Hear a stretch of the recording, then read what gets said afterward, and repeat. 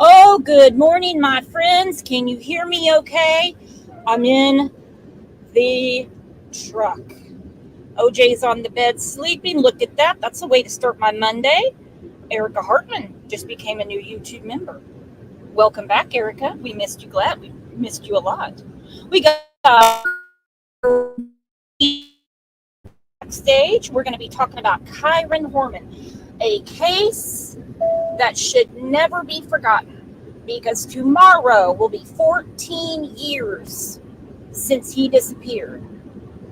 And to this day, June 3rd, 2024, detectives still want to know where the hell Terry and Dee Dee were during that time, during that day. We know where Desiree was, and we know she's been fighting like hell to find her son. We know where Kane was, and we know he's fighting like hell to find his son. We know where his stepfather was, and he's been fighting like hell. But there's two people that are not, and that is Terry and a woman that I would say was a little more than just a friend, and that would be Dee Dee. This is crazy. All right, without further ado, we're going to tell everyone hola, and we made it through the weekend.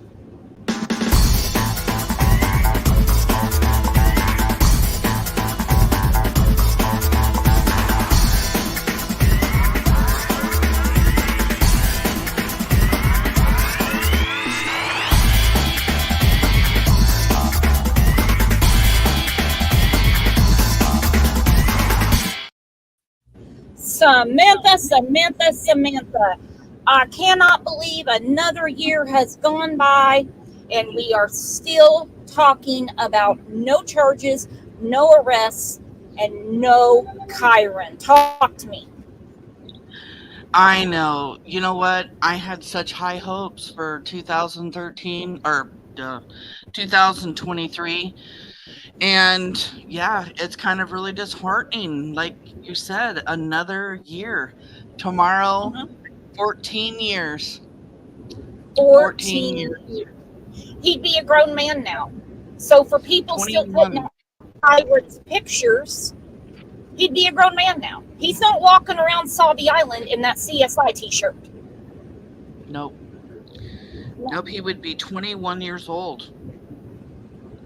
I want to address this comment on the screen. First off, can everybody hear me okay? There's really not much I can do about it, but anyhow, we're together. That's what's important.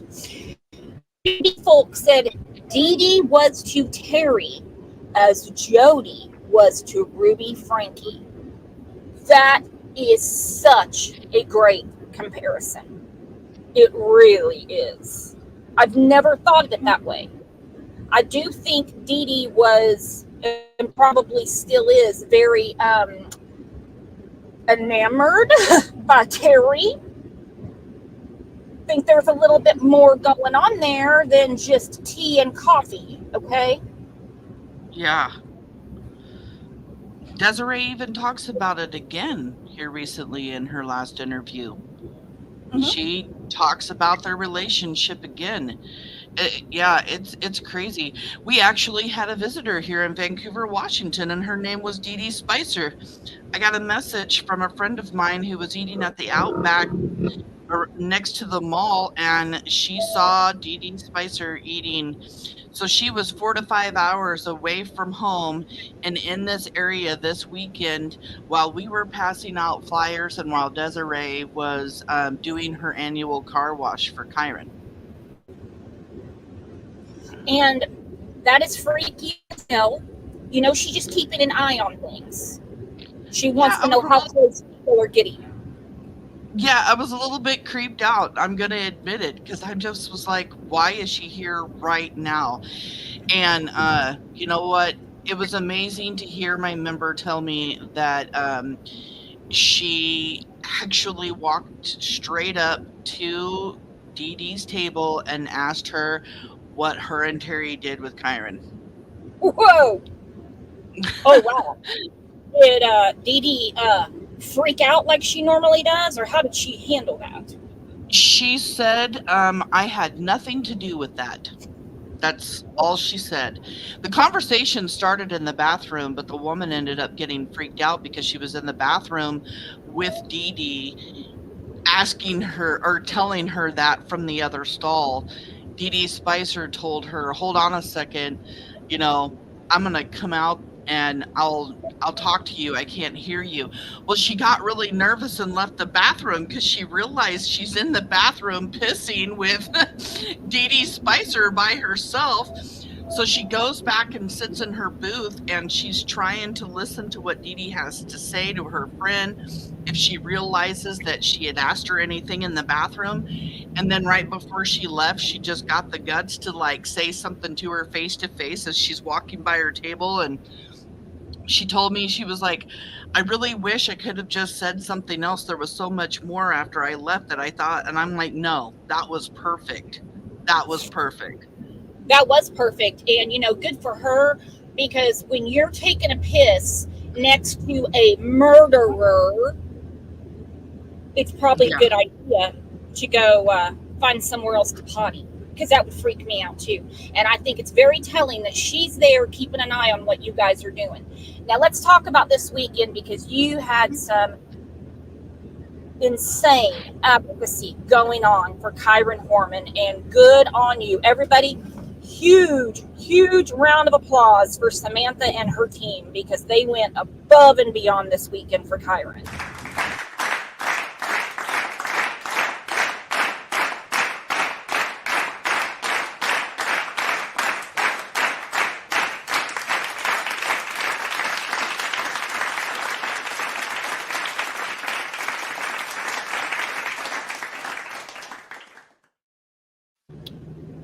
Very good job. I'm sure there was lots of tears and, the whole 9 yards.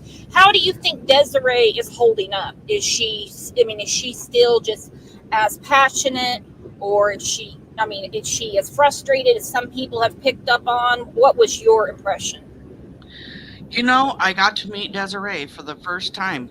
I showed up at her annual car wash. I donated. I refused to let her wash my car. I just wanted to be there for her, for Kyron. I talked to her. She knew who I was. She knows who my admins and my mods are for our group.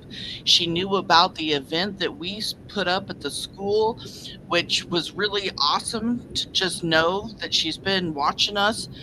I started off with an apology. I'm not going to lie. I told her, because you know how I started. I started off with a group of women and a group of people that led me in the wrong direction, and I apologized for that. Told her I think I got it right now. She let me know I did. I told her if she ever needed to correct me on anything, that I would be honored to have her be the person to correct me on any of my information. So now she knows she can get a hold of me. And she was holding strong. Tony was there. I had just gotten done passing out a lot of flyers at the other Fred Meyers, talking with people, and she was just thrilled about the event that we had done and all the flyers that we had hung up in the area. She's holding strong. Um, After speaking with her, I was very emotional after I left there. I think I cried for about 35 minutes because, Kyron has been my number one for a very long time. He's where I actually started, and meeting his mom put a whole different kind of perspective for me on it. So my heart was very hurt for her, to see her out there advocating for her son, to see her washing cars to earn money to do the things she needs to do for her son, for searches, for a PI, and all of this and that. So, we do know that the new district attorney reached out to her um, over the weekend, asked her how the Oh, car wash went. Um, and yeah, I mean, we were able, um, they actually talked about that information with Kalia. They spoke about it on Stacy Green's page. So yeah, they got to talk to the new district attorney that will be on the case in 2025, thank goodness. And I watched the news broadcast that she was on, and she was a little broken in the newscast. So I think that it was very emotional for her over the weekend. But she's very strong. She's going to do what she's got to do to bring her son home. Yeah, and the title of the show, obviously we know tomorrow is the anniversary. I'm not ignoring that fact, but I really want to keep weighing in on Terry, because how Terry Vasquez can just go on with her life, commit many more crimes, and still look people in the eye.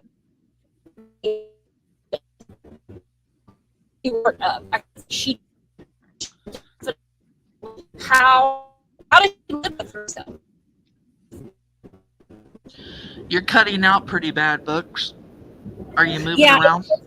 Yeah, it's going to happen off and on. Let's get to the news clip. Sometimes you'll lose me, and then I'll come back. Fair warning. Just want to let you know. Mother Desiree Young is still fighting to bring her son home, while also helping other parents with missing children.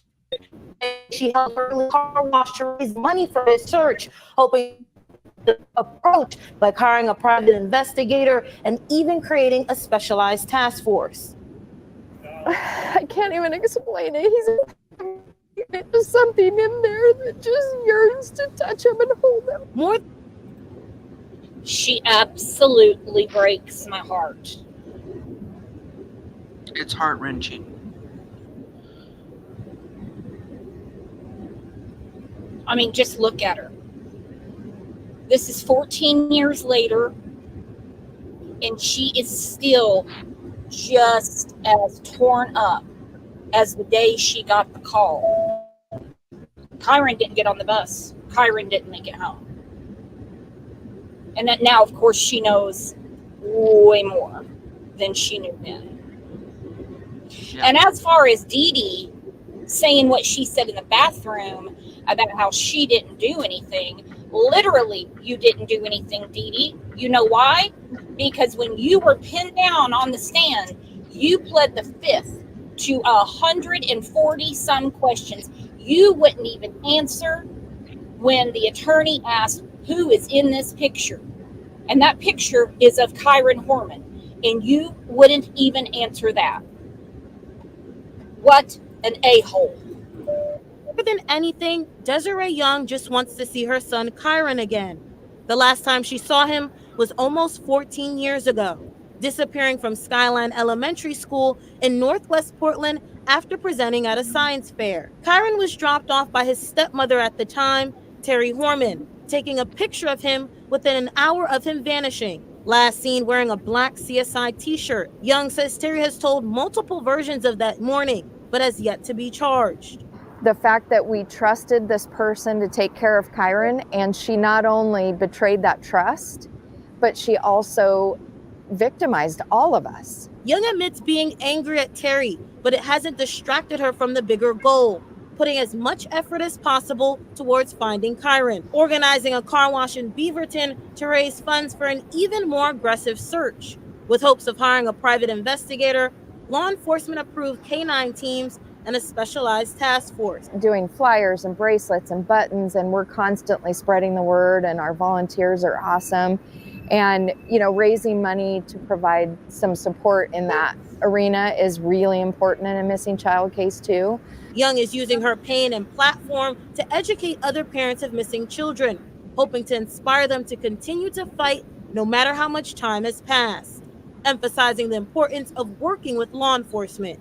You need to bring your child home. And so whatever you have to do that, do it. Now, if you have any information on Kyron Horman or would like to donate money towards his search, you can head over to bringkyronhome.org. John, back to you. All right, Sydney, thank you. Awful. Like I said, 14 years later, 14 years tomorrow. Coco Pop said, "We've never seen Can't do this." No, if you think Candace Wells, or for that matter, the mother of Sebastian Rogers, if you Mhm. think you're going to see them out in a shopping mall parking lot, washing cars for donations and breaking a sweat on a June afternoon, I got a bridge to sell you.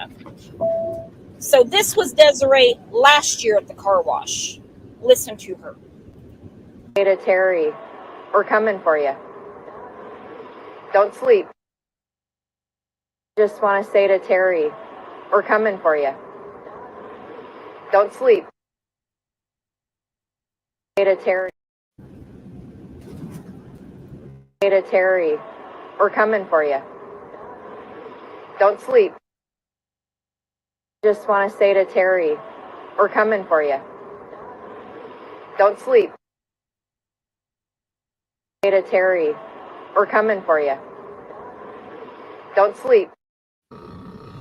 Don't sleep, Terry, because eventually they will have the missing pieces of the puzzle that they need to bring justice to what happened to Kyron.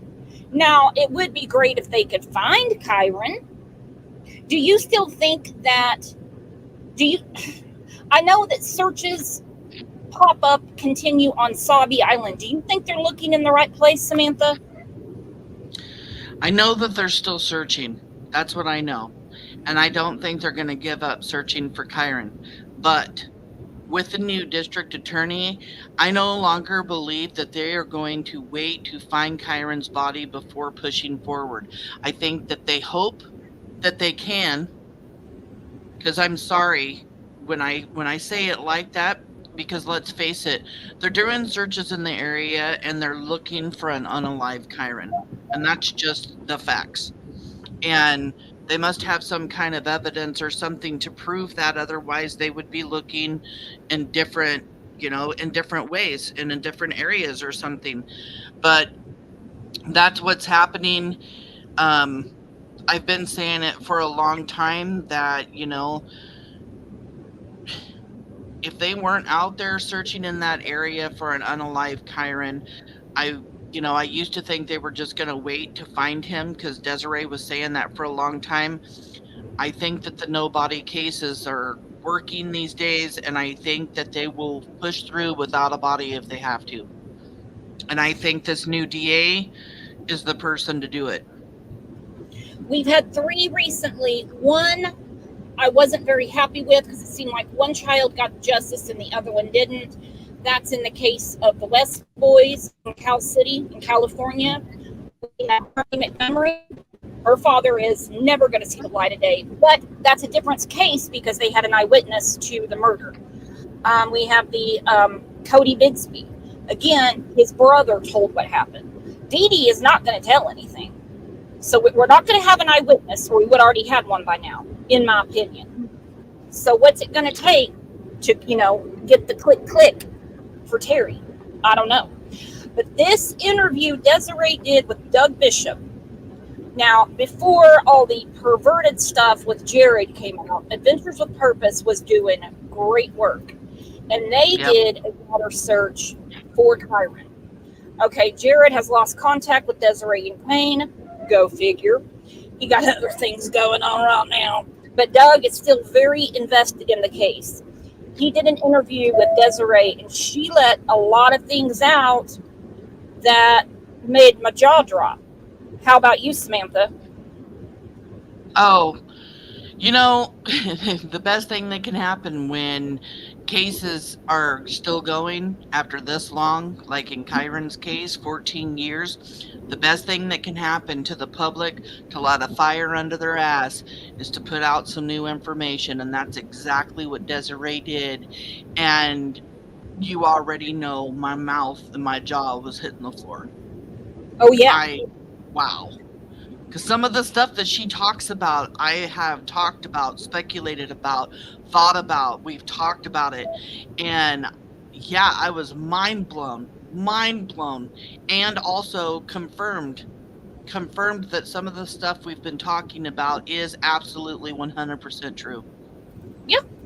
And, people that run Facebook groups, they don't need to believe Desiree. Actually, they should probably just leave it alone. There is plenty that points straight to her. Plenty that points straight to her and Dee. Speaking of, there's the lovely couple on the screen right there in happier times. Sickening. Yeah. Sickening ass women. All right, let's get to it. Chapter 1, Innocence Lost. Tell me a little bit about Kyron. Kyron is a very shy, super funny, very compassionate and loving child. Kyron is super intelligent. You don't realize he's in a room and he's paying attention and taking it all in. And then he'll pop off with some really complicated word, and you just are like, where in the world did you get that? And oh, he picked it up from someone somewhere, you know, and he just is that kid that you. I love that she shares the videos of Kyron and everything. Now, one thing that I have always noticed from both Kane and Desiree, I haven't heard very many interviews with Tony, so I'm not trying to leave him out purposely, is they use Kyron in present tense. Kyron is very intelligent. Kyron is very shy. Kyron is very funny. However, when Terry was at the police station, she hugged Desiree and said, I loved your son.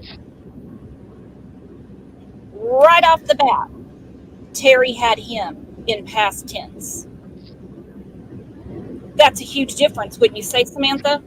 Oh yeah, she talks about it in this interview too.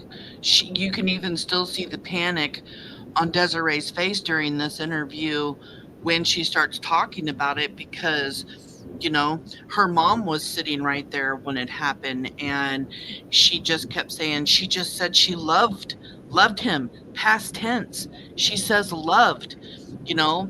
She does admit to being extremely tired and worn out and stuff, but yeah, you don't use the word you don't use loved in past tense when you're supposedly not supposed to know exactly what happened to Kyron, but that's exactly what Terry did. Exactly. You love being around. I have an older son, and those two would feed off of each other, and it's just hilarious to watch them, because Quinn would just look at him with this face all super serious, and then Kyron would start cracking up, and they would just go with it, you know, and it was like a comedy act. And on the weekends, it was all about family time.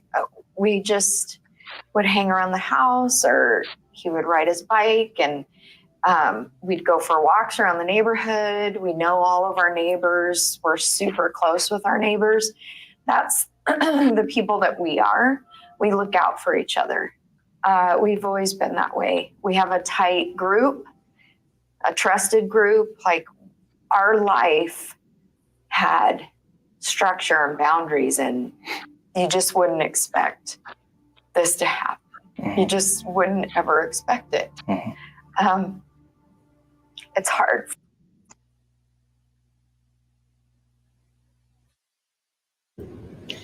And of course you wouldn't expect it to happen. It reminds me so much of the case of Gannon's Couch. Letitia hated Al more than she loved Gannon. And we know that Terry had a lot of problems with Kane. She divulged a lot of information in those emails to her second cousin, and the resentments that she had against Kyron were pretty damn nasty to say about a little boy. Yeah, I mean, writing those hatred emails, you know, Desiree got custody back of Quinn. And this is very telling because she was able to use emails that Terry had written to Quinn's stepmom, which is Kyron's brother, stepmom. And these emails back and forth to each other, both of the stepmoms were talking very horrible about Kyron and Quinn. She was able to use those emails to gain custody back of Quinn. Now, we've had the documents and we've looked in them, and we don't see that information in the court documents, which pretty much tells us those are probably sealed and being kept for Kyron's, it's probably in Kyron's case files.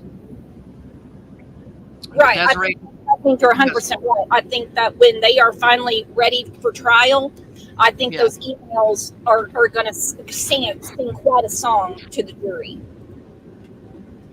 For me, to know that aspect of our lives and to know that he went missing. Skyline second grader Kyron Harmon did not arrive home from school today. Kyron!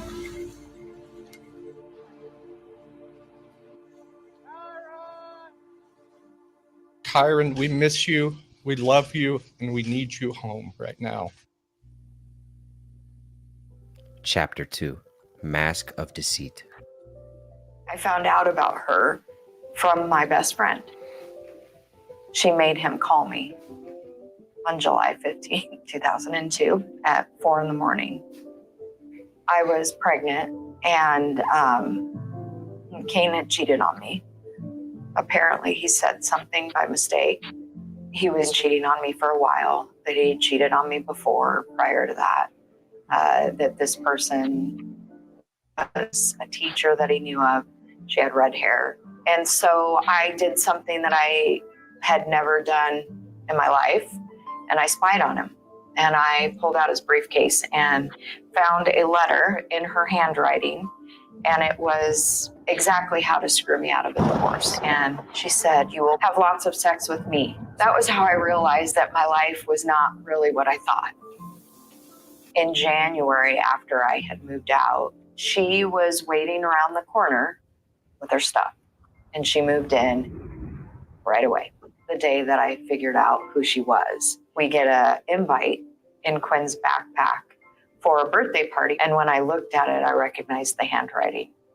I hadn't met Terry until Kyron was, I think it was 1. And I hear Quinn hop out of the car and say, "Hi, Terry."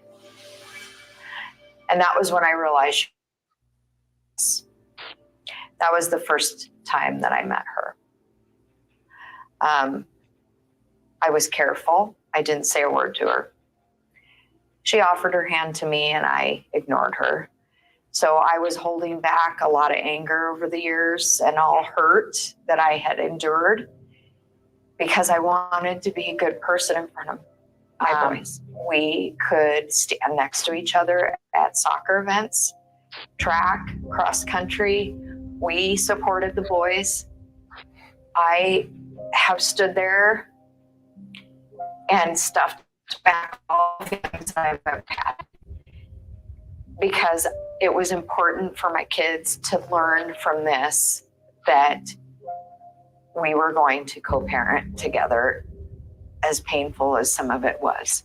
You know, we went forward. Life happened. We were, I think, as successful as you can be in a co-parenting relationship. You know, we were always at sporting events all together. I drove for hours in the middle of the night to make sure that I was there for my boys. It was very challenging, but we made it work. I did have significant medical problems, and that was when I didn't have custody, although I had custody in the very beginning. But I can't control that, unfortunately. So that was where we were at, you know, in 2010. We were making it work. And Quinn was 15 when Kyron went missing. Chapter 3, The Vanishing. I was at home in Southern Oregon, actually going to work, but I did talk with Kyron. He was nervous, and I was just trying to reassure him. Kane told me he ended up not going to the science fair. He had a meeting, I guess. He had.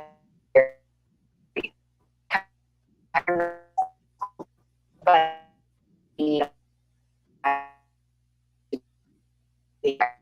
So everybody. 7-year-old Kyron Horman disappeared from Skyline Elementary School. He was wearing a black.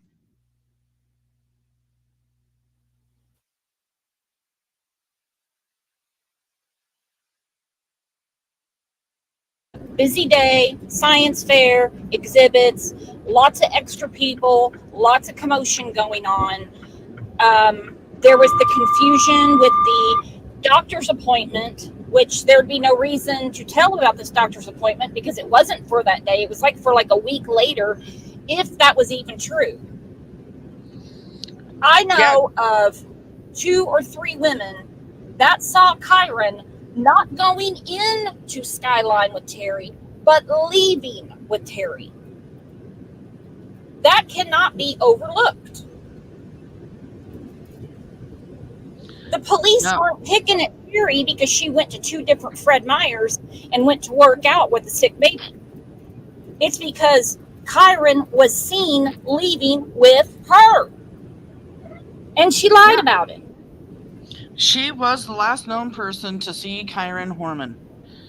They retracted on their original statement and finally came to the conclusion that she was the last one to see Kyron. Kyron's friend, Kyron's friend's grandmother, the bus driver, Kyron's bus driver, witnessed him walking behind Terry and the baby, walking in the direction of the truck.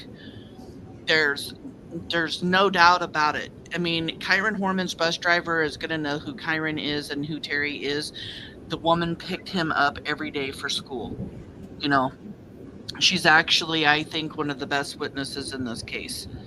And I recently also read that there were some teachers in the school that also saw Kyron with Terry Horman in the school, and that they had thought that he left with her. It was their understanding that he was leaving with her, and that it was a normal thing for parents to do what they did and leave with their kids when they had doctor's appointments and stuff. And that's why nobody made any phone calls and nobody did anything at 10 a.m.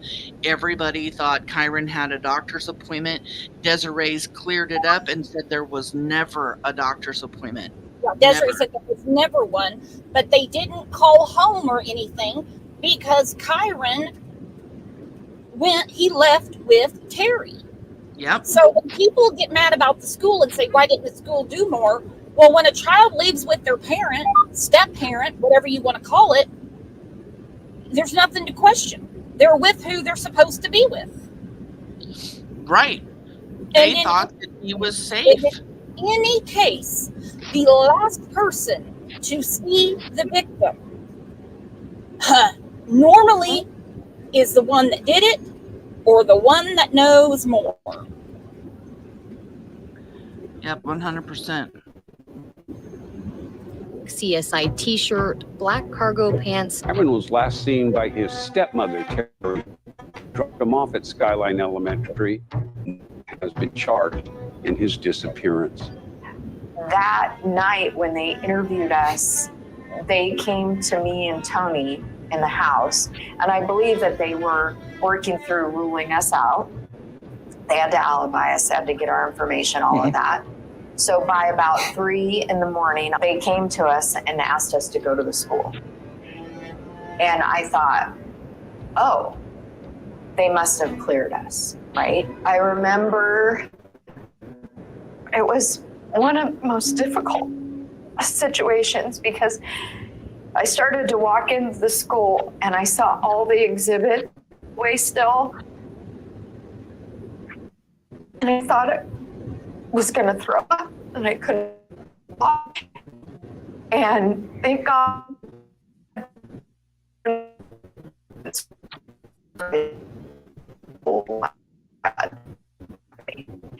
And then I looked and coming toward us. Recall what Ben said to me. I just know that he came up to me and offered his hand, and there was a team of law enforcement there. And I remember not knowing who they were necessarily. They were clearly not people that I had already met at the house, but they had asked to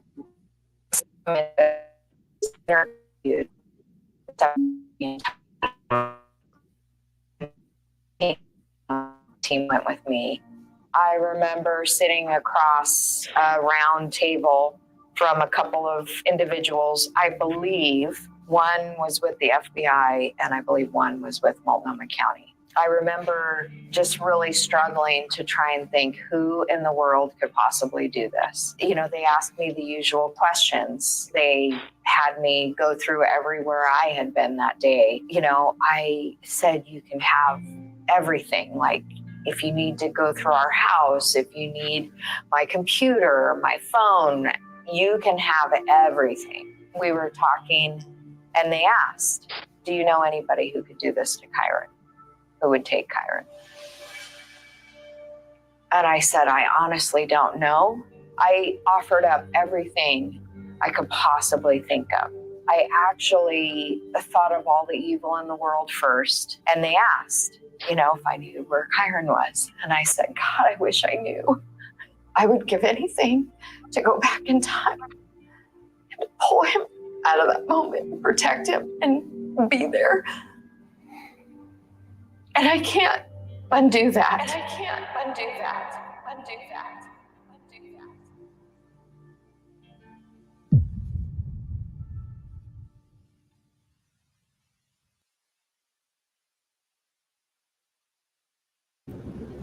Okay, some people say it's not fair to compare.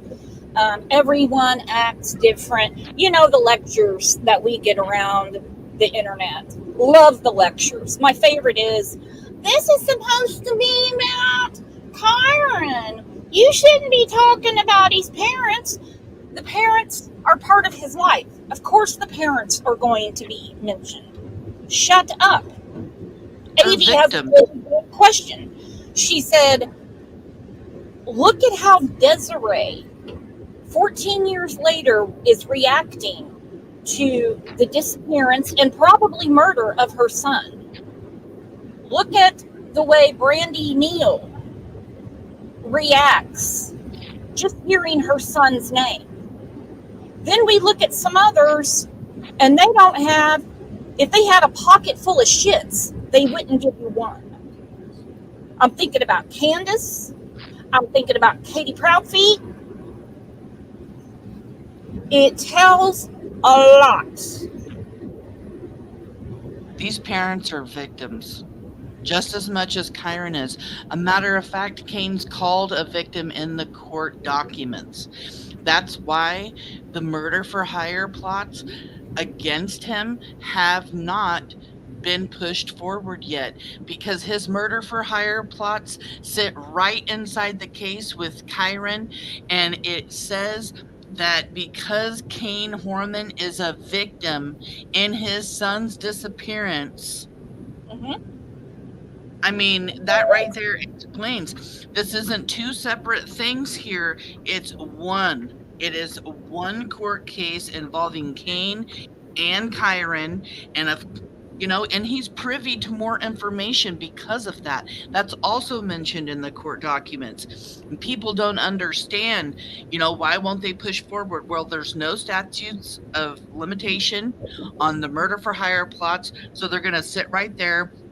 They're going to go after Terry with both barrels and nail her to the wall when they go after her, when they arrest her and prosecute her. Yes. And no, some people don't understand that. And we see it all the time in the true crime community. People will say, well, where's the CCTV? How come I can't hear the 911 call? Because it ain't your business. They are saving that for the trials. Sometimes they let things out early, to put more pressure on the pipes. But it's not, and sometimes they save it for the jury. That's what they do. Now, you brought up something really important. And I mean, I know this from talking with other family members, victims of crime. The families always know more of what is going on than what the general public is told. Now, families that spill the beans, they are suddenly cut out of the loop. We see that going on in the Sebastian Rogers case right now. His father is adamant he doesn't get to sit at the big boys table. Well, they have to be able to trust that you're not going to let out information that can jeopardize the case. Mermaid made a post about Kyron. Well, I have a feeling I know who this person is. And I know you do too, Samantha. So this person decides to try to start an argument with Mermaid in a wine glass about how Terry is innocent. And this woman is adamant about it. Now, I have a feeling I know who this is because I let her have her say on this panel one time. And it went nowhere in a hurry because she clearly did not have the facts. And I think with all the research you do and the things you have put together in this case, and the fact that there is a detective working this case that said, Samantha, you're on the right track. Yeah. But there's some people that they love that Facebook land, man. They love the Facebook land. You can be anything you want to be in Facebook land. And she has actually got people convinced that Terry did not do any of this. Did not hurt Kyron, did not do the murder for hire. All of her sexting to that friend of Kane's was just, that's how she emotionally reacted to Kyron being missing. You name it. These are the same people, the same type of people that took up for Letitia Stout. They did. Now, where did those people go? Now that we know the nasty, nasty thing she did to Gannon. And these people will go away too, because one day it's all going to be out there. And you've had dealings with these people, have you not, Samantha? Oh, absolutely. They have live shows about us and talk bad about us and post stuff about us. It goes on and on and on. You know, Desiree put this out with Doug on Mother's Day, and they went live on their YouTube channel on Mother's Day to attack Desiree, to call her a liar, to say that she's putting out misinformation. The attacks on the parents go on and on and on. They made a petition and they're trying to get people to sign it. The petition is to get the case out of the Multnomah County Sheriff's Department into the state police, even though the state police has been working this case.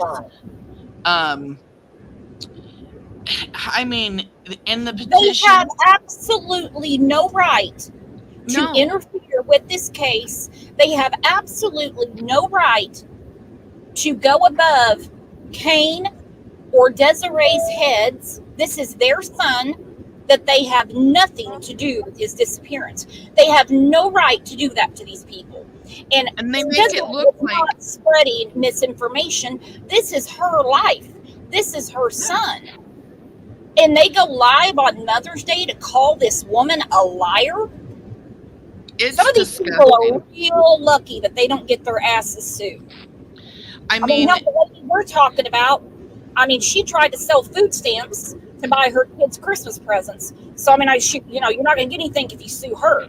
But still, it's ridiculous. Even trying to start fundraising, and why would you trust somebody in a fundraiser to send them money when she's selling food stamps on her Facebook?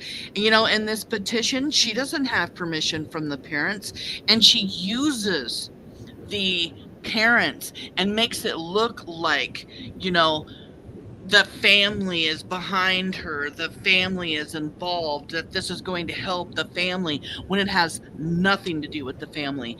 And there was even a YouTuber that shared it as somebody that didn't even have a clue that this wasn't a real petition. So if you guys see some kind of like this petition going around, don't sign it. It is just a bunch of Terry supporters trying to, I don't even know, they want to make it a cold case. They tried fundraising for money to get a PI, and just it's crazy. It's mouth dropping that they think they know more than Desiree Young and Kane Horman, and to call her a liar and bash her, but then turn around and act like they're making this petition for the parents and make that make sense. You're going to attack the parents and then use them like they're using Kyron to get attention, or to, use Terry as their meal ticket because they talk with her. Use James, Terry's son, as another meal ticket. They go everywhere. Terry's in our group. Terry's this. Yeah, I can't. And I could go on and on. Wretched person.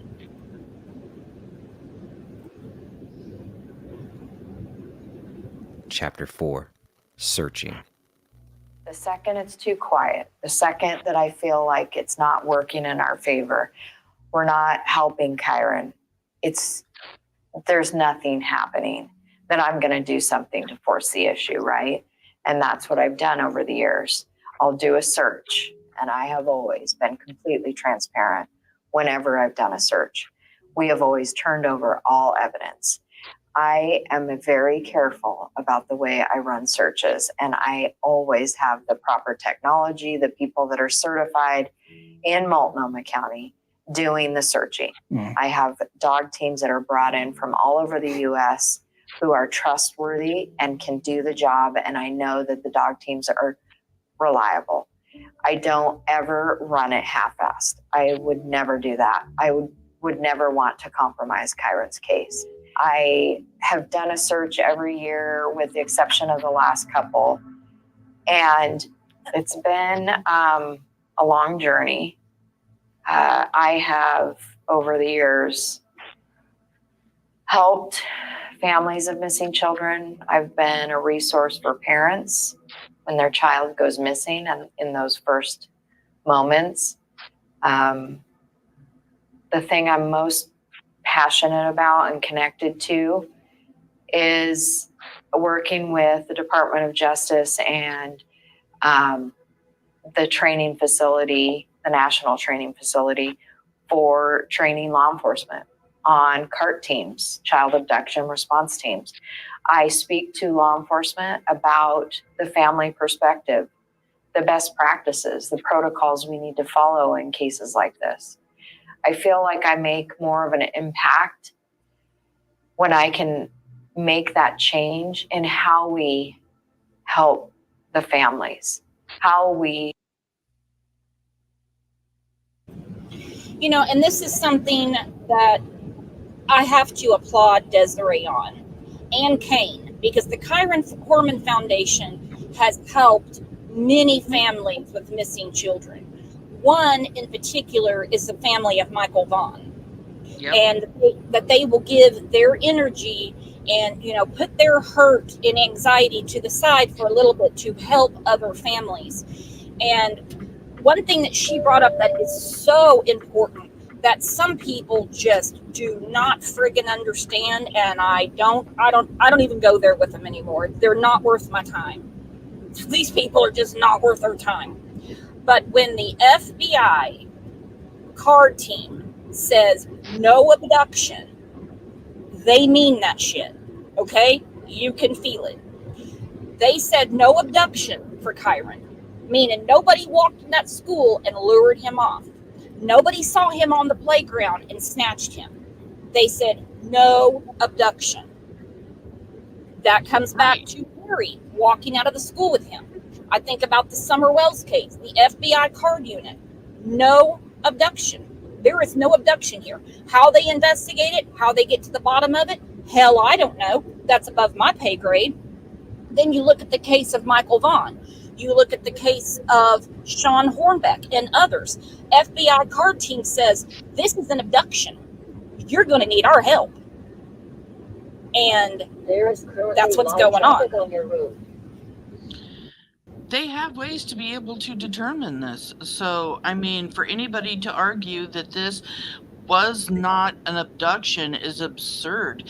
I mean, for one, it is highly unlikely for a child to be abducted at a high-risk location, and a school is number one on the top of that list for, you know, a location that would be high risk. An abductor's not going to, and it would be very, very, very rare for an abductor to take a child from school.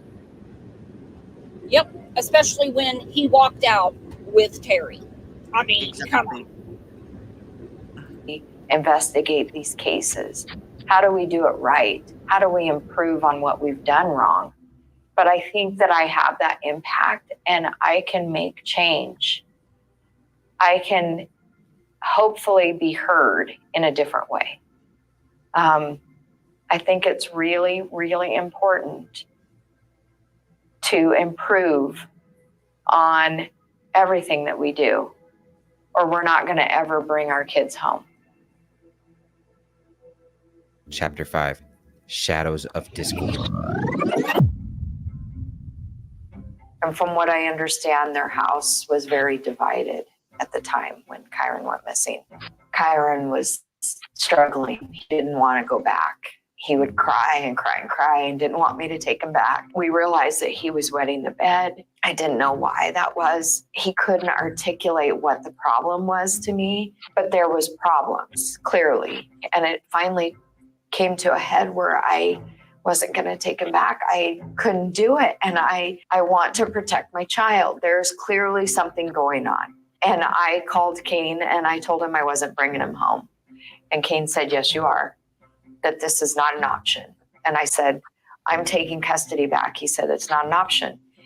And he said, you will bring him home. And I said, I'm not telling him that anymore. This has been going for far too long. There's clearly something happening.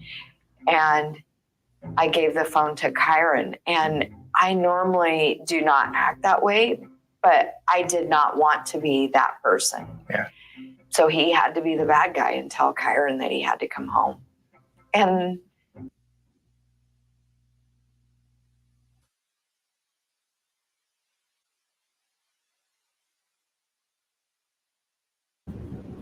Sorry, I couldn't get myself unmuted. And I'm sure Desiree regrets that decision. And let's face it, Kane has gotten a lot of bad press over the last 14 years. I think for the most part, people have gotten over it. We know he cheated on Desiree with Terry. We know Terry is just a nasty slut. Okay, she is. We know while people were out, including Kane and Desiree, were out at Sauvie Island searching for Kyron, she was laying up in the bed sexting nudes to a dude on the search team. She's never, ever, Terry has never put foot on the ground to search for Kyron. Ever. Instead, she spends all of her time online trying to spin the narrative to take the focus off of her, wants everybody to believe that the police hyper-focused on her when it's absolutely not true. There were 60 people of interest a year after Kyron came up missing. The focus ended up on Terry because that's where the evidence, that's where the circumstantial evidence, that's where it pointed to, was Terry. Because she lied about where she was and what she was doing. Because to this day, after June 28th, when she got an attorney, she has still never walked in and talked to the police department, has never came back and spoken, and totally uncooperative with law enforcement. Totally uncooperative. And a lot of people have forgotten this or never knew, but in the beginning, Kane, Tony, and Desiree were supportive of Terry. It wasn't, they knew that she failed her polygraph badly. I mean, badly. All three of them passed with flying colors. Everyone knows I don't care about polygraphs. Okay, I don't. Right. It's a tool, it's an investigative tool. But she fails 3 of them. Okay? Well, she Now, these failed people weren't done 2. that today. She failed 2 and walked out on the 3rd. She wouldn't even complete the 3rd one. She left. Thank you for the reminder. Thank you. Big difference between what I said. Another reason why I love working with Samantha, because she knows where to fine tune. Okay, so she failed 2 and she walked out of the 3rd one. That's like a Candace Wells. It's not helping me. So she walks out of the 3rd one. Okay, Terry, Kane, Tony didn't even care about that. Finally, they started putting things together and they're like, hang on, her story is changing. Now, hold on. She tried to hire someone to murder Kane? Looks like we're going to have to take a step back from Terry. Because it looks like Terry has everything to do with Kyron being missing. And in this interview, I don't know if you're going to play the whole thing, and I don't want to drop the bomb, but she talks about the murder for hire plots in this, and there's more information on that you guys are just, it's mind-blowing. It's mind-blowing. Oh, we're going to go through it. And remember, and I'm so glad you brought it up, there's no statute of limitations for murder or for planning a murder. They could pick her up in 30 years on it if they wanted to. Terry was calling me sometimes in the middle of the night in that year. She wanted me to take Kyron. She asked me on several occasions. One day I was running errands and she called and I could hear Kyron in the background crying. And I said, what's going on? She said, I want you to come and get him. Okay, I'm getting in the car. I'm coming. And I get in the car and I'm calling Kane at the same time. Said, something's going on. I'm going to get Kyron. No, you're not. That's not an option. And I'll be honest, Kane probably didn't handle it the right way. Kyron was clearly having issues, and then he was ignoring all of it. Another thing that I was seeing in the year leading up to Kyron going missing, though I didn't know it at the time, Terry was manipulating the situation and telling Kane and I that Kyron was behaving poorly at school. I'm horrified because Kyron was almost grounded for Christmas, and I actually had my child sit down and write a letter to Santa apologizing for his bad behavior when he didn't have bad behavior. I know Terry. I know how evil she is. Chapter 6, Truth Unveiled. Terry ended up taking Kane's truck that day. She needed it so that she could pick up the science fair exhibit after it was done. That's unusual. The science fair exhibits were supposed to remain up until Monday. She arrived around 8:15. Ms. Porter arrived around 8:25. So there was a period of time where Terry and Kyron were in the school without other parents, but there was administrative support staff already there, and that's how we know when she got there. Terry proceeded to take Kyron around to the classrooms. She went to 3 classrooms with Kyron. We know that she walked up through the east end stairwell. The story that Terry tells coming up that stairwell is that she walked him up to the main hallway, didn't walk him all the way to Miss Porter's class at the very end of that hallway, that she waved to him from the top of those stairs. It's significant because if she was standing at the top of those stairs, there's no way she would even be able to see Kyron. She would see a wall. Yeah. The other caveat is the picture. So the real timeline that we know, absolutely witnessed by everybody on GPS with the camera, is that she came up that stairwell, walked Kyron all the way to Miss Porter's classroom, took pictures of him and his 2 friends in front of the diorama, time-stamped, 8:45, right before she walks out the side doors with Kyron. That also is witnessed by Kyron's bus driver, She happened to be sitting in her bus and saw Terry and Kyron come out of the school with Kiara. And his other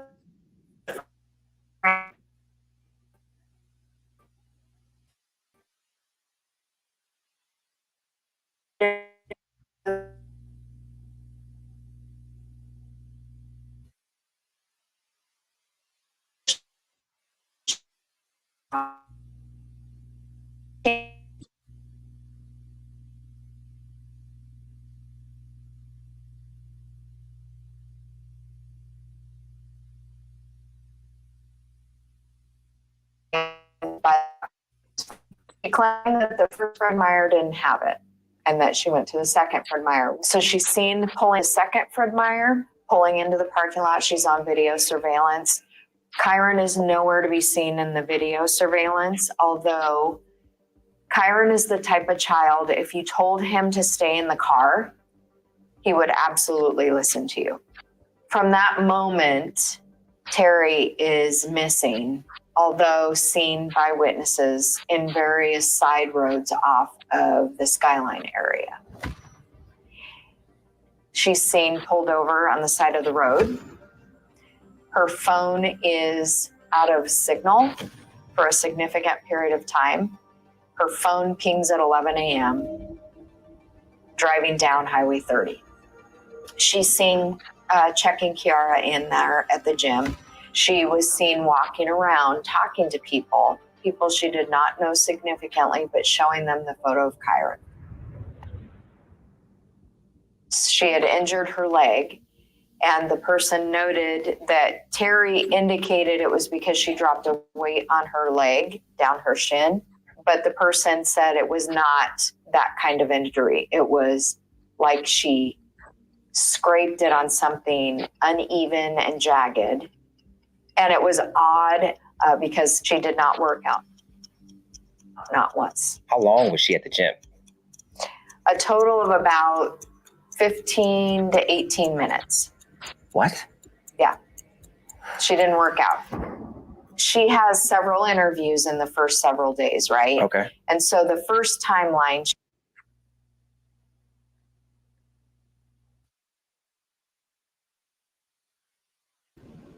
Okay, let's talk about that. And Doug is asking all the right questions, in my opinion.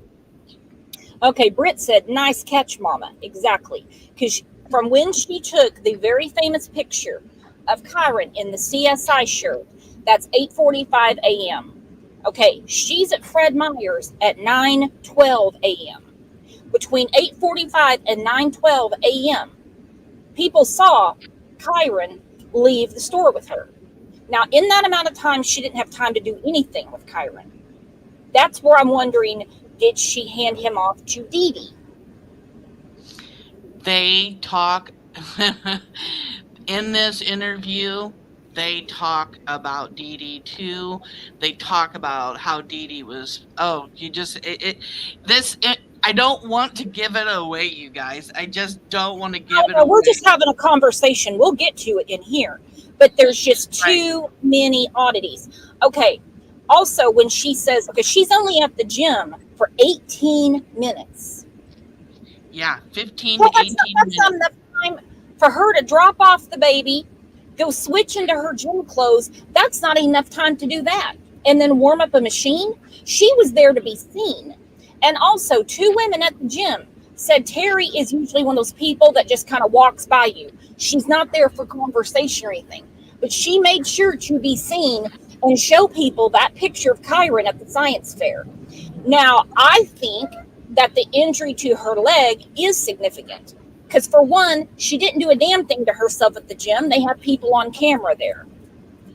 And for the way they're describing the injury, it almost looks like she scratched it like on a log or something, tripped over something in the woods. Yeah, it's described as a gash.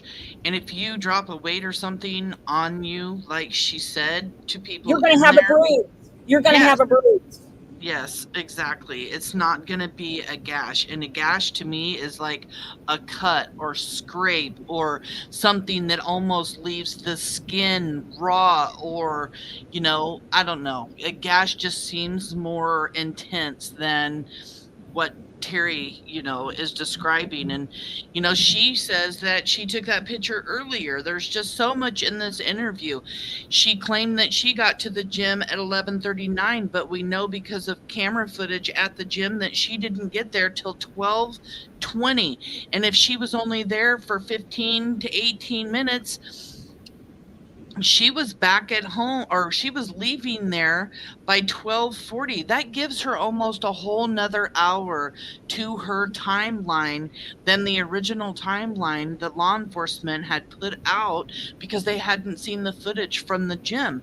And people try to spin things around because they want to say, no, that's not what was said. Well, things in investigations, they change as the evidence comes, as footage comes, and that's what you have to understand in all of these cases. You may have heard something way back when Kyron first came up missing, but a year later, some things are going to be different because they are finding out new information as they go. And it's been 14 years and they're still searching for Kyron. The grand jury was still telling law enforcement to go to Sauvie Island and search for Kyron in 2017. Kane's putting out new information in 2021. Desiree's still dropping new information. Exactly right. And also, we have another oddity of the day. Dee Dee disappears from work. She leaves work. And that same day, cash is exchanged to buy burner phones. I mean, what told them on June 4th, 2010, that they would need burner phones, and why? Yeah, they had burner.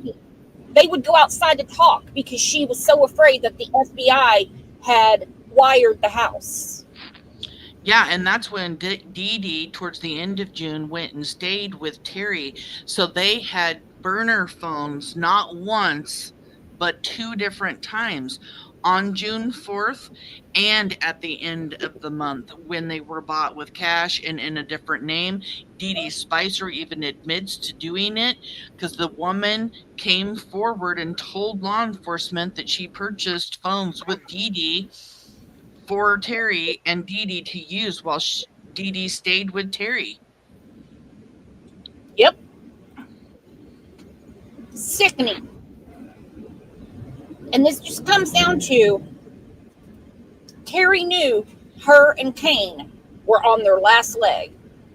She had immense resentment against Kyron.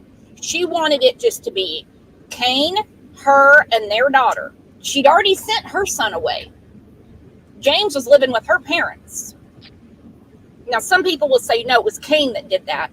And so this was for hurting it even. You sent my son away, I'm going to send your son away.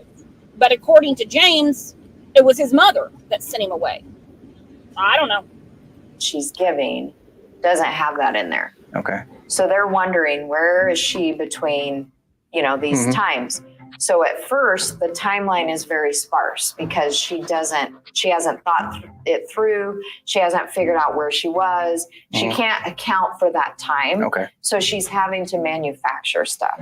So initially, the timeline she gives them doesn't have any of that in there. Okay. And then they're coming back to her with evidence. We have an eyewitness that put you here. We have your phone ping here. Like, where were you? And then she's trying to fill that in, right? Okay. And so she comes back with several different things. She claims she was at Michael's. Well, they know that her phone pinged at 11 on Highway 30. You couldn't have been at Michael's. Not only that, but there's no video surveillance of you at Michael's. Not only that, but the staff there claims to never have seen you at Michael's. And then she changes her version again. And I believe it was Monday. I'm in the house and she was on her computer and I asked her what she was doing. And she's like, she was defensive and didn't want me looking at her computer. And she's like, you just need to mind your own business. And I said, okay. I just was asking what you were doing.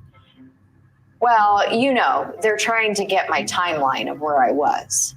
Okay. So she was typing up her timeline. I can tell you to this day, 13 years later, every single place I went to that day, and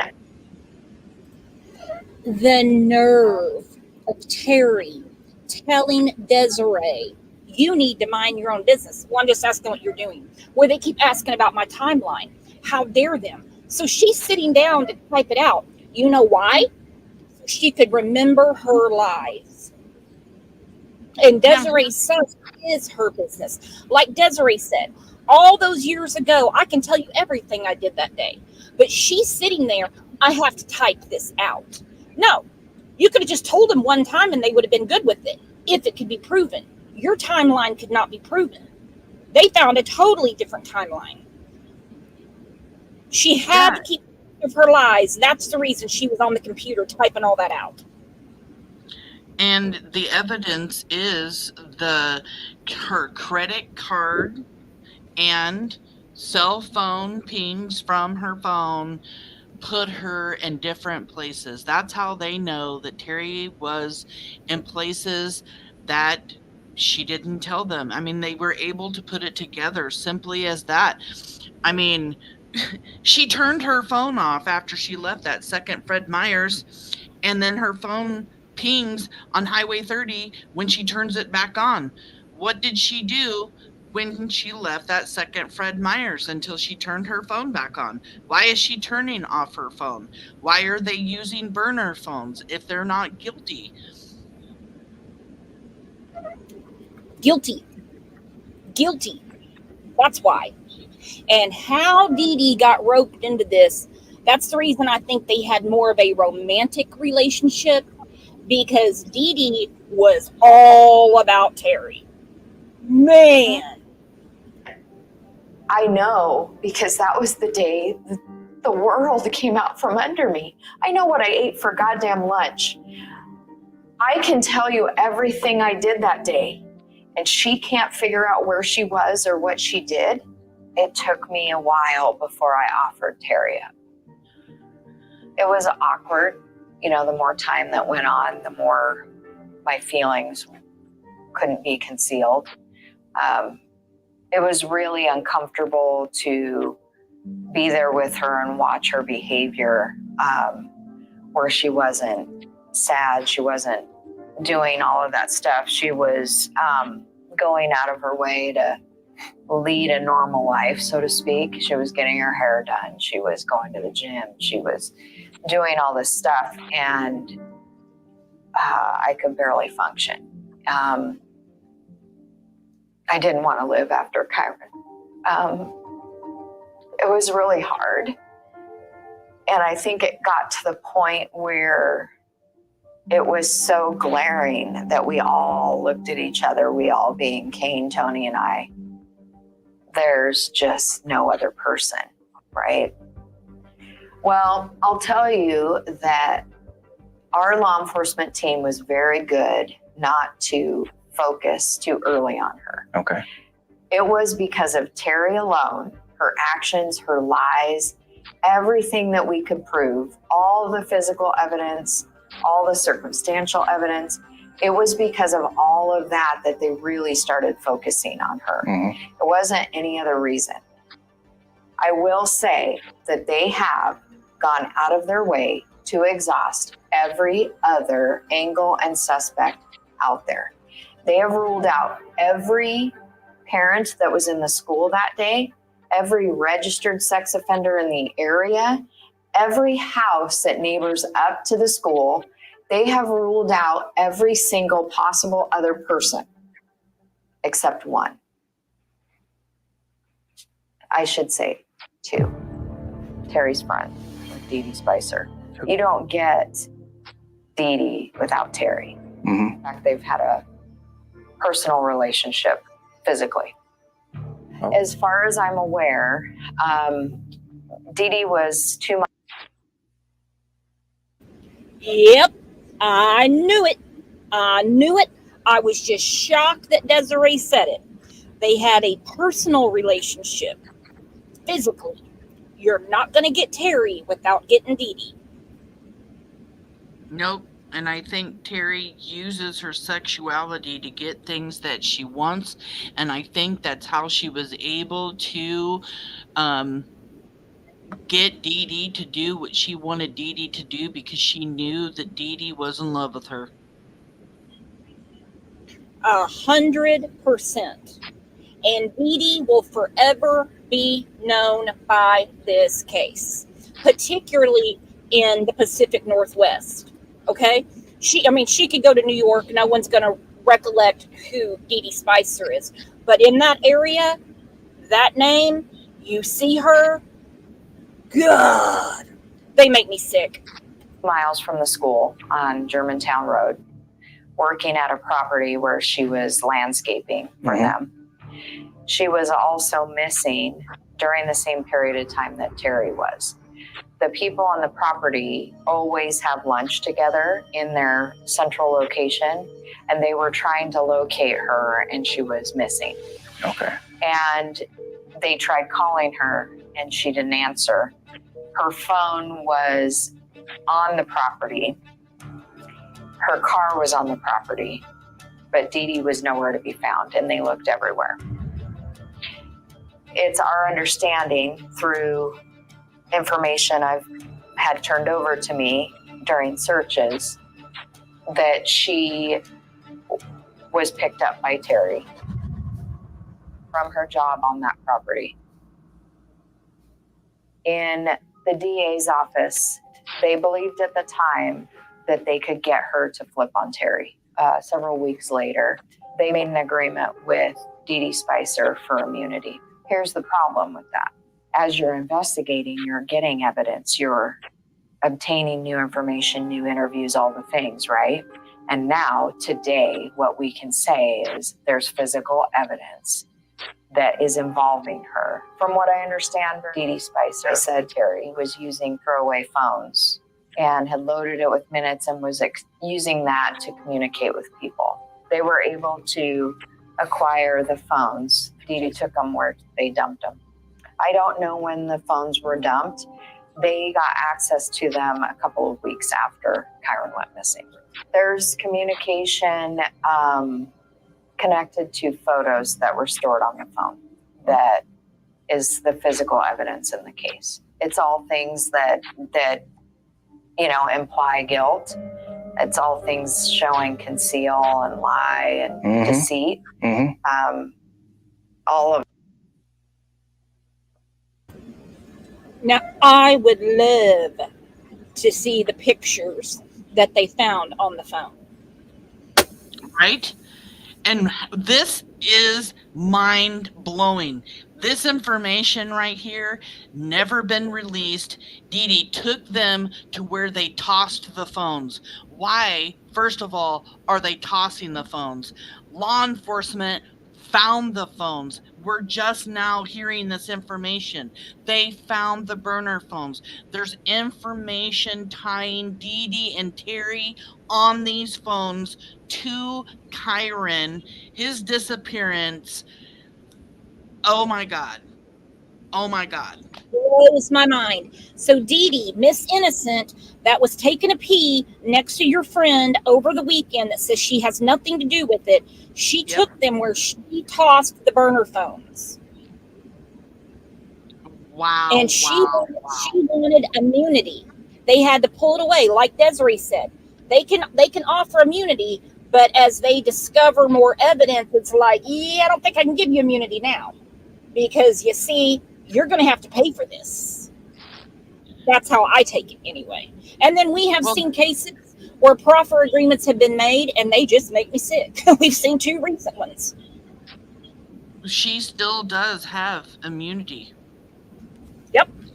Unfortunately. And the thing about it is they gave her the immunity too early, and then they find out the information later, and now they're sitting there like, oh wow, we actually have information that ties her to it.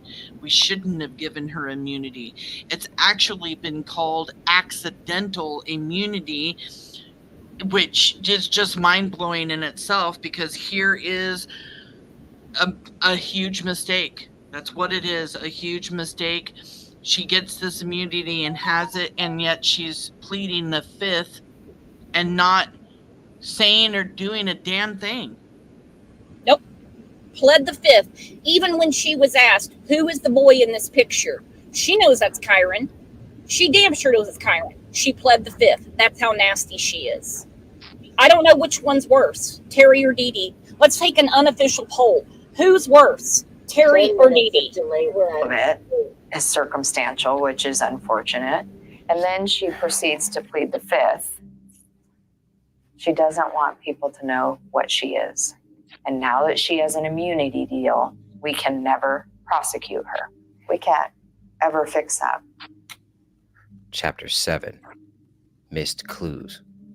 And I think that it was the one moment at that first press conference, Terry was looking at the cameras and realizing that Kyron was not going to be taken without a huge aftermath. She thought it would be a blip on the screen and everybody go about their merry lives and forget what had just happened. She did not gamble on the fact that Kyron would be huge and that everybody would love Kyron and that it would be the biggest case in Oregon's history. She did not bet on that. I was really having a moment. I agree with Desiree 100%, and we have seen this in other cases. Most recently, Sebastian Rogers. We saw it with Harmony Montgomery. We saw it with Summer Wells, where they sit there and they think, well, hell, we didn't think anybody would give a shit. And not only did, like she said, people fall in love with Kyron and just love this little boy. To this day, I just read the Wikipedia this morning to refresh myself on a couple of things. To this day, it is the most extensive and expensive case in Oregon history. And she and that was going to happen. The largest criminal investigation and the largest search for a person in all of Oregon's history. And, you mentioned Sebastian Rogers, and he actually reminded me so much of Kyron. And then because I watch it all the time, I'm like kind of in the bushes watching everybody talk about the Sebastian Rogers case. And Chris and Katie Proudfoot, they remind me so much of Terry Horman. I've talked about this with my partner, Kaylia, several times because they're out there spinning the narrative, making the narrative anything, trying to get the focus off of them. And it reminds me so much of Terry. So much of Terry. And another reminder is, if Sebastian's case goes cold, like right now, in my opinion, Summer Wells, that case it's a block of ice, okay? It's because of the cast of characters. It's not because of YouTube. It's not because of the news. It's not because of the Amber Alert. It's because of the cast of characters that are involved in the child's life. And the cast of characters in Kyron's case that made the dead end are Terry and Dee Dee. Yeah, if the parents and the people involved in these cases aren't going to be out there doing everything that they can do and advocating for the child, doing things like what Desiree is doing and what Kane is doing, what Michael Vaughn's family is doing for Michael, cases are going to go cold. That's what happens. You have to keep going. You have to keep advocating. When it stops and nobody's putting out any information on these cases anymore, things get cold. Mm-hmm. You're right. Moment of, I cannot believe that they haven't arrested her. Like, she is faking she did this. And I remember saying to my husband, you better get her away from me. And Mary Lynn Strand looked at me and knew in that moment that she needed to take Terry out of there. She didn't like that because she never could con me into thinking that fake Terry was the real thing. And she hated that aspect about me, is that I was real and I knew what the score was. And she did not like that. And when she was being let out the back, I think all of that was coming to a head.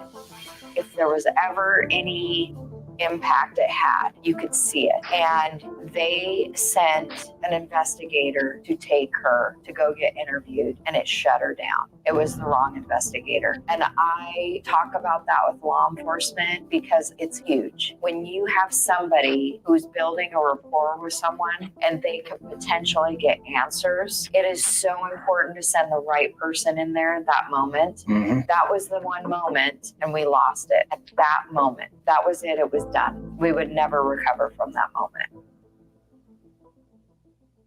Chapter 8. Drive into Darkness. When we were driving to and from the school, every time I was looking out the window, looking, searching, all the time. Never once did she ever look around. In fact, she asked me, "What are you doing?" Like she was annoyed at it. I said, "I'm looking for my son. What are you doing?" Yeah. And she thought that was odd. Chapter 9. Broken Facade. When Terry came in from failing one of the polygraphs, she was visibly shaken by it, and she was scrambling to try and justify herself. She's bothered by it. Not the same way I think that normal people would be, just like in a frenzy. And she's walking around the living room, and she walks over to me, and I'm sitting in a recliner, leans over the arm at me and says, "I want you to know I loved your son." And I heard it, and I looked at her and I said, "What did you say?" "I loved your son. I love my son. I love my son still. I will never stop loving my son." You said past tense, and I stood up and looked at my mom, and I was in like a moment of rage. Someone has to get me. I'm going to kill her. I had to walk out of the house. I couldn't handle it. I was at my limit. And could you just imagine? For one, Terry's treating her like some kind of an idiot. "What are you doing gawking out the window? What are you doing?" "I'm looking for my son." "What are you doing?" We already heard about the exchange on the computer where Terry's like, "You need to mind your own business." Kyron is Desiree's business. She's like, "I was just wondering what you were doing." "Oh, I'm typing out my timeline." Yeah, that's like me making a grocery list. It's so I don't forget. She had to keep track of her lies. Then she leans over, "I loved your son." It's a wonder Desiree didn't choke her right there. It's a good thing her mom was there to get her away from her. I can't believe how Desiree was able to control herself. I just bravo for her, because I probably straight up would have just lost my shit. I'm serious. Like, I don't know. I just don't know how she does it. And you can still see in this interview the panicked look on her face. It's still affecting her to even think about the fact that Terry said loved your son. She's still in a panic as she is describing this. She gets so worked up. It's just so disheartening to see her, like, 14 years later, still broken about her son being gone, and, still physically upset about Terry herself and the things that she's done. Like, physically, you can see a physical toll. Just to recall that story, to say she leaned over, she's given like perfect description, leans over the recliner arm, looks at her, "I loved your son." She goes, "Loved? Well, I loved my son. I still love him. Yep. I didn't used to love him. I still love him." What a weird, and so just a mean thing to say. Did she Tony looked at me from outside and knew something was wrong. And he came up to me and she said she loved my son. Past tense. She said loved, not love. She did something to him. And I hadn't slept in days. Tony thought I was being emotional. I said, ask my mom. She said that. That was her words. I'm not being emotional. I'm telling you, it's a fact. It got even more uncomfortable. She failed the second polygraph. A second? Yes. With the FBI? Yes. And they were able to get to another version of her timeline through that polygraph, right? And so as a result, we were concerned at that point.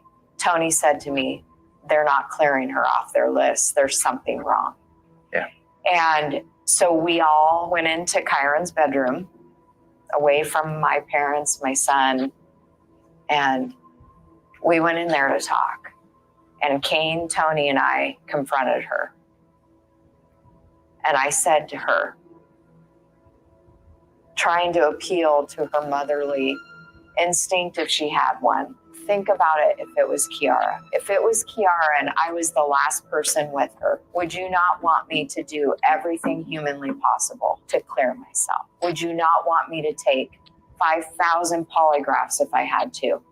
If you have to take 11 polygraphs and it's uncomfortable, you do it, because we have to find Kyra. We hit her hard. We've all taken polygraphs. It's uncomfortable. That's all she vented about, how uncomfortable and awkward it was. They're mean to me. Absolutely, it's uncomfortable. I was scared to death that they wouldn't believe me, that I had nothing to do with it. But I passed because I didn't have anything to do with it. Because I have no guilty conscience. I love my son. She can't get cleared. She can't pass a polygraph because she's lying, she's deceiving, and she absolutely knew where Kyron was. And that's the question she failed. Where is Kyron? Did you have any involvement? Were you with Kyron after 8:45? And she failed those questions? Yes. And when they asked her to do a third, she walked out of the polygraph, got up and walked out, wouldn't finish it. Chapter 10. Bloodstains. The DNA in the pickup truck. Tell me about that. It was in the bed of the pickup. Kyron's DNA. Do you know what type of DNA? Was it blood? Was it? According to Terry, it was blood. She was telling them. Okay, before we get to this, either I totally forgot this or has never heard it. His blood was in the bed of the pickup truck. The DNA found by the FBI, they're the ones that administered the polys. I don't know who found the DNA in the bed of the truck, but this information came out when the book Boy Missing by Rebecca Morris came out. And Okay. it was said in the book that the blood DNA evidence was in the back of the truck. This information came from Terry herself. She says that law enforcement told her that there was blood DNA in the truck. And so Terry is relaying this information Yes. to them. And it's almost kind of a hardy har, look what they found. Well, And then, of course, the whole thing is why she had to take the truck that day. She did because she had recycling to take back. But she was never pinged at any recycling place. Well, the recycling place is outside the first Fred Meyer's, but she did the recycling the day before. So she had the truck the day before Kyron came up missing and the day that Kyron came up missing.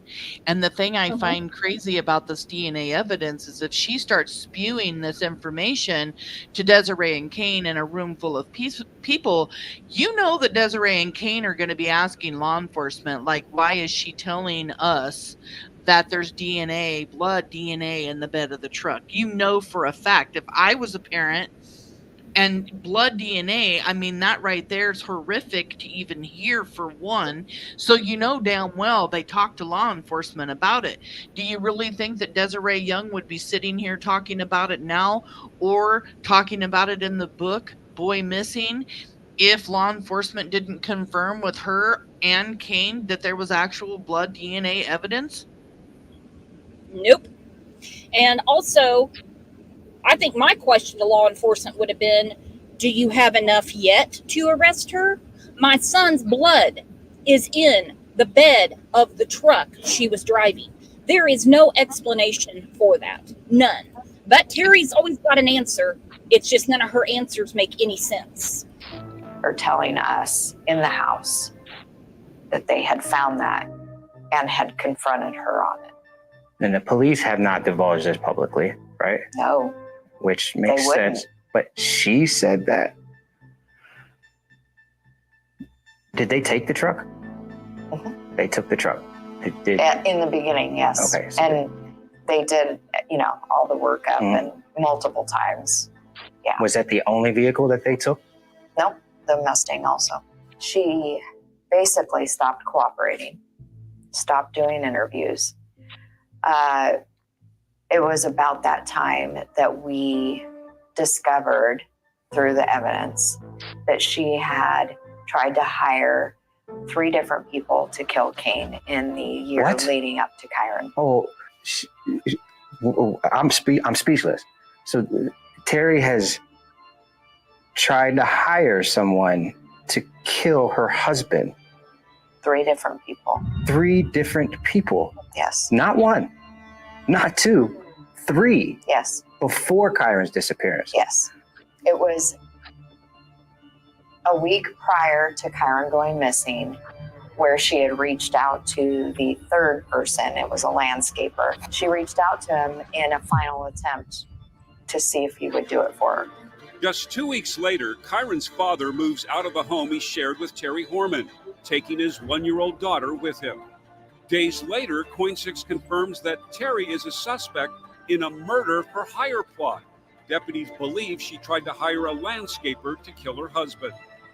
You could see it in the team. They were ready to go in and arrest her. They were. And when Casey Anthony happened, everything stalled. They backed up. The challenge with the Casey Anthony case was because they charged her before they had Kaylee. Mhm. And a lot of the evidence in that case was not admissible because of that. Right. And that's what scared them. As to the charge of first-degree murder, verdict as to count 1. We, the jury, find the defendant not guilty, so say we all, dated at Orlando, Orange County, Florida, on this 5th day of July, 2011, signed foreperson. As to the charge of aggravated child abuse, verdict as to count 2. We, the jury, find the defendant not guilty, so say we all, dated at Orlando, Orange County, Florida, this 5th day of July, 2011, signed foreperson. Forever have a whole.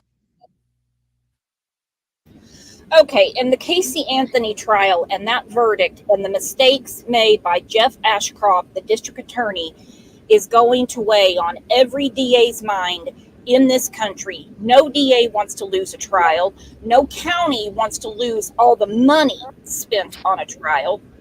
And it's always going to weigh on them because a jury have to believe a murder occurred. And Jeff Ashcroft charged Casey Anthony way too high. And it's not just Kyron's case that came to a standstill. There's many others where they put on the brakes because they said, we don't want this to happen to us.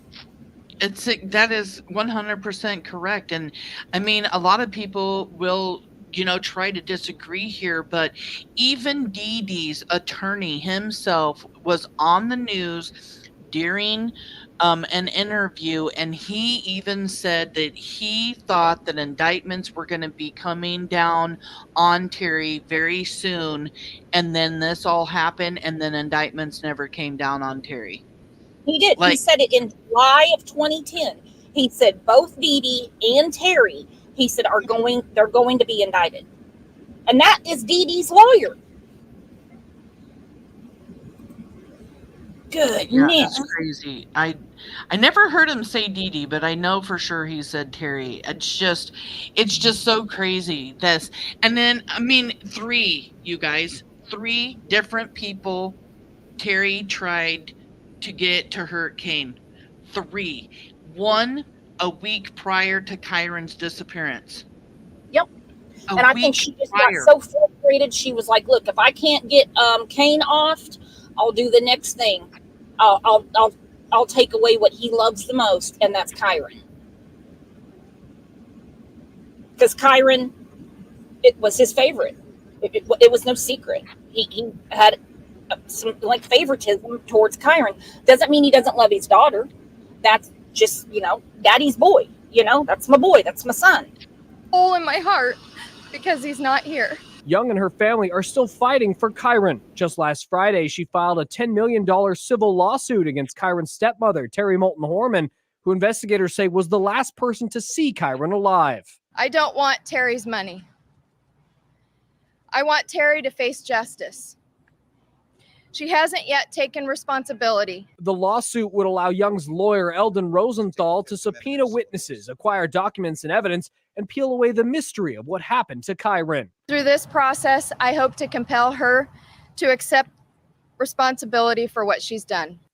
Chapter 11, Legal Crossroads. The civil case really was, I was watching a TV show where a case had used that as a tool and had actually been able to prosecute someone based on the evidence that came from interviewing the suspect in that case. Because in a civil case, you go through it all again. You have You do depositions. discovery, Yeah. you do depositions, and that deposition had brought up the inconsistencies, the lies, the provable lies, and had painted him into a corner where there was just no way around it. He murdered this girl. It was at that moment when Tony and I were watching that show that we were looking at each other going, is that a possibility for us? And that's when we started looking into it as an option. And yes, it absolutely was a possibility. I had, of course, many meetings leading up to announcing it. I had the understanding that I would not have any problems getting the case filed from law enforcement. It wasn't until we started moving forward, we had deposed Kane, we had deposed me, we had tried to depose Dee Dee Spicer. We had started moving down that path where, okay, we're doing this, right? And the DA's office wouldn't give me the case file. I had to make a decision, and it wasn't just about Kyron. It was about every family of every missing child that comes after me. It would have changed the way that law enforcement would have communicated or divulged anything in a missing child case for everyone that came after me. I didn't want to do that and make it so that the family couldn't have answers or information about their child. I absolutely would have won if I pushed it in court. I could have gotten the file. I didn't want that on my heart, and I didn't want that to be Kyron's legacy. So I reluctantly had to dismiss the civil case. I don't know that we would have been successful in what I wanted. I wanted answers. I wanted Kyron. But tell me where Kyron is and give me answers. It's going to take someone who has the balls to go up against her. Because I truly believe in my heart that we will get a conviction. We have several 100,000 Kyron supporters who follow us every day, and they want justice for Kyron. They want someone to act. It just takes the right person with the guts to say, okay, if we're not ready right this second, fine, let's get ready. Let's convene a task force. Let's get all this stuff together. Get it organized. Let's get ready for prosecution. I don't know if we will be able to find Kyron. I don't know that she'll ever be truthful and reveal what she did. I don't know those things. But what I do know is that she did this. And that, okay, fine. What do we do about it? Do we let her just go off into the sunset? Do it to somebody else? She will absolutely slip up. She is a creature of habit. She has been perpetuating the same pattern after Kyron went missing. She keeps doing all the same things. She will not change. So do we allow that to happen and then her take someone else's child? No. No. I say we go get her.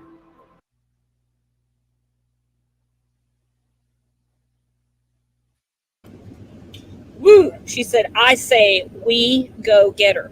And she tried to kidnap her own child from the gym. Kane was working out at the gym. I don't even know if Terry is paying any sort of child support to Kane because he has their daughter. This little girl probably doesn't even know who her mother is. And God, I hope she never finds out, but she will because the internet's forever. But I think she's worse than what she did to Kyron. Because since then, she's been in bukus of trouble. Oh, And yeah, somehow, she's been in so much trouble. somehow always gets away with what she's done.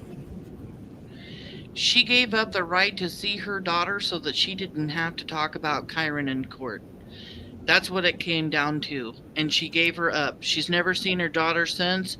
I don't believe she's paid very much in child support, even though she's supposed to. And flat out given up her daughter and not seen her, not done anything the court told her she needed to do so that she didn't have to talk about Kyron. And that right there pretty much gives you the answer that you're looking for when you ask yourself if Terry did this, in my opinion, because why else wouldn't she talk about it? Why wouldn't she go out and search for Kyron? You know, everything she's done points the finger right back at her, even though she wants to. Poor Terry, poor me, look what everybody's saying about me. She did this to herself. She did this to herself. She did this to Kyron. She did this to Desiree. She did this to Tony. She did this to Quinn. She did this to Kane. She did this to James, the grandparents. And not that I want to take up for her, but she also did this to Dee Dee. Because Dee Dee would not have left work that day, bought burner phones, and been complicit in this horrific act if it wasn't for Terry. And I would love to know how long it took her or what she did to get Dee Dee on board with this. Because that in itself was sick.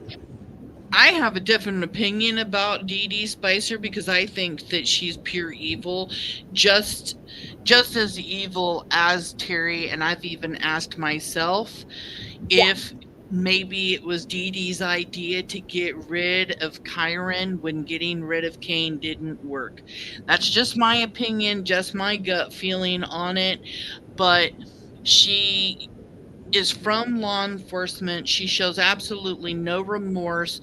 She could be telling more, and she decides not to say anything, even though she has immunity.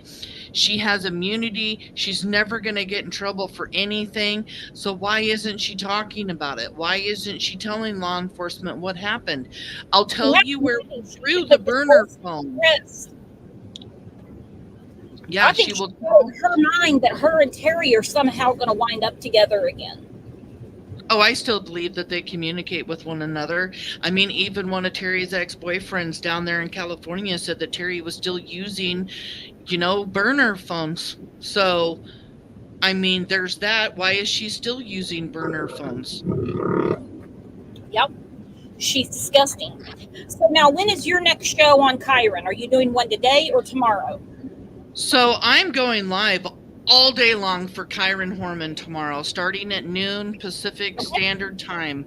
I am having my panel open for people to come up on panel, talk about Kyron, pray for Kyron if they want to. Give us your opinions. Tell us what you think. We're going to speculate. I'm going to throw up all different kinds of news reports. I'm going to show everybody videos that I've taken of the area. We're going to talk about Kyron and his case all day long. That's what we're doing for Kyron. I will have Kaylee will be there after. That'll be 2:00 my time, right? Yes, Brooks, come on over. Come join the panel. Talk with us over there. Remember, tomorrow we got a date, everybody. Tomorrow is 14 years since Kyron vanished. Poof, into thin air. And Samantha is going to go live starting at noon Pacific time. So Central time would be 2. It'd be 3 for the East Coast for Chloe. And she's going to have an open panel. So if somebody could put the link in. Okay, Avi did. And we're all going to jump over there and show our support for Kyron, his parents, and our wonderful friend Samantha. So we will be there. Make a note, we're going to be there. And we're getting ready to get into a spot where I'm not going to have any signal. But I want to say thank you very, very much to all of you for jumping in here, because we know the buzz on the YouTube streets is not about Kyron. But I say it all the time. You guys are always here for the right reasons, because Kyron deserves justice. Kyron deserves to be found. And Terry and Dee Dee deserve hell on earth. And that's what they're going to get in jail someday. And I want to hear opinions from everybody. I'm not joking. I can put up one person, have up 5 people. It doesn't matter. I just want to talk about them. I want everybody to just really get to know the case tomorrow. I think it's a great idea to bring awareness for Kyron and stay live all day. Last year, I lit a candle and did a live, and we didn't do much talking. This year, I just want to talk about it all, show everything. I think it's going to be an amazing live. I really hope to see a bunch of you guys over there. Yeah, we're really excited for tomorrow. Absolutely, girlfriend. So we'll see you over there. Thank you for everything you did this weekend. By the way, I was bragging you up at CrimeCon. I don't know if you saw my members live. I think it was from Saturday. That's where I sent you that information. That lady gave me about something that they're doing in your area. I believe it's in August. Yes, and we got to get you to Denver next year, girlfriend. That's when the next CrimeCon is. And Desiree would be the perfect speaker. That would be amazing. And thank you again for doing the show with me and having me on. I always enjoy coming up here and talking about Kyron and doing cases with you. I appreciate you. I appreciate your community. Thank you guys so much for giving me the love here. I really just appreciate everybody here. You got a good family of members and subscribers here, Brooks. I just really appreciate coming on. Awesome friends, and you are too. There's Chloe Jade. She was the master of ceremonies all weekend. She made so many friends. People were like, there she is. And she was bragging you up too. She was just like, oh yeah, for Kyron Horman, you gotta check out our girl Sam. You gotta check her out. Thank you, Chloe. That's amazing. Thank you guys so much. Let's take a second to remember Kyron, and then I'm gonna cut out of here. If I can get to it.